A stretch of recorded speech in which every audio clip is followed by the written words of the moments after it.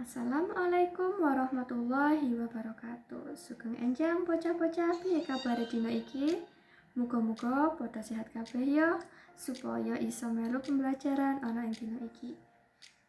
Nah, saiki Bu Guru arep nerangno teks cerita lisan lan tulis. Coba disimak ana ing layar. Nah, Bu Guru nampilake cerita sing judule Rekreasi Menyang BBL. Yuk padha diwaca alon-alon ana ing omah. Nah, nek wis mari saiki ayo padha nyinaoni perangan-perangan sajroning cerita utawa wacan. Sing pertama ana tema. Tema tegese punjere utawa underane cerita, gampangane pokok pikiran sing dibahas ning cerita.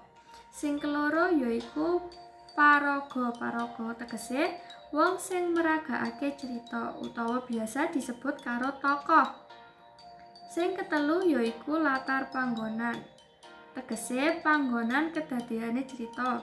Iso ing omah, ing sekolah, ing lapangan lan sakliyane. Sing kepapat yaiku latar wektu. Tegese kapan kedadean cerita. Iso isuk, awan, sore lan bengi. Isuk pisan jam 7 isuk, jam 3 sore utawa jam 7 bengi. Nah, sing terakhir ya kuwi amanat. Amanat tegese pesen utawa tulodo becik sing iso dijupuk saka isine cerita. Nah, saiki lanjut sinau swara jejeg lan swara miring. Sing pertama, swara jejeg yaiku swara sempurna. Tegese swara sing pengucapan lan tulisane padha karo asline. Sing keloro yaiku swara miring utawa swara ora sempurna. Tegese swara sing pengucapane ora padha karo tulisan asline. Nah, saiki coba disimak gambar ing layar kuwi.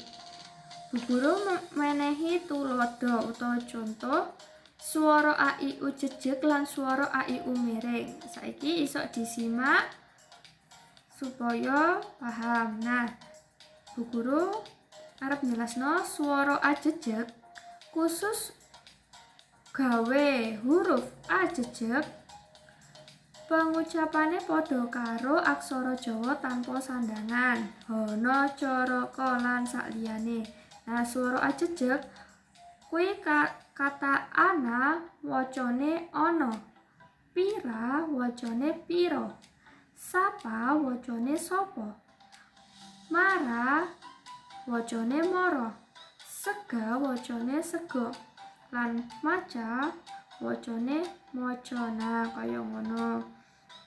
Nah, lek swara a miring wacane a padha karo a biasa. Contone kuwi bapak, sekolah, gawe, anak.